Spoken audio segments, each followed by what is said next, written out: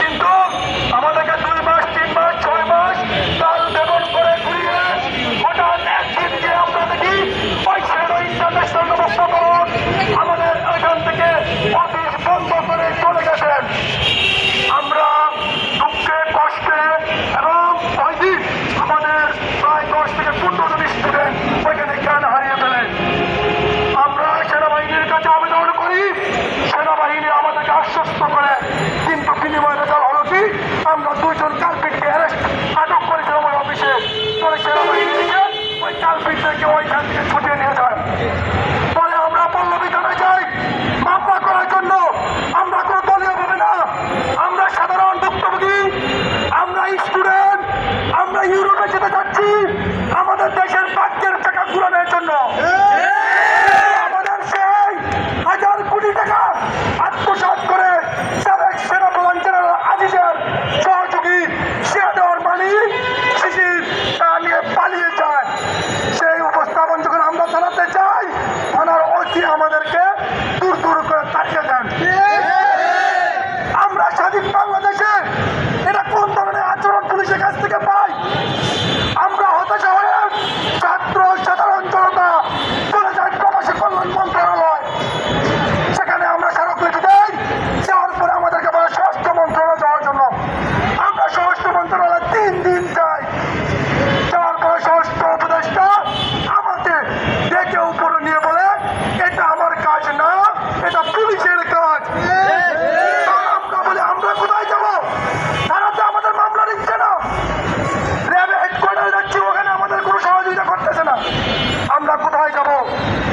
স্বরাষ্ট্র উপদেষ্টা পুলিশের হেডকোয়ার্টার থেকে উচ্চ পদস্থ কর্মকর্তা গোলাম রসুল স্যারকে ডেকে আনেন। আনার পর ওনার রেফারেন্সে পল্লবী থানায় আমরা গিয়ে মামলা করে আসছি। আমরা স্টুডেন্ট, আমরা মামলা সম্পর্কে বুঝি না, মামলা কিভাবে লিখতে হয়।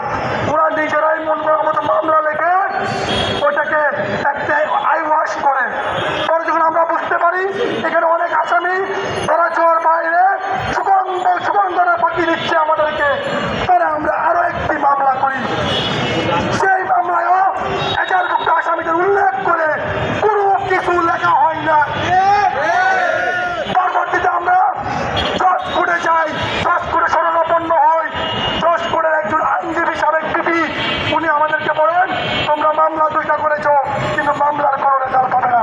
তাহলে কি বলো? ওই শ্যাডোর মালিক ইউটিউবে ভিডিও করে ভিডিওতে ছাড়ছে যে পুলিশ ওর পকেটে।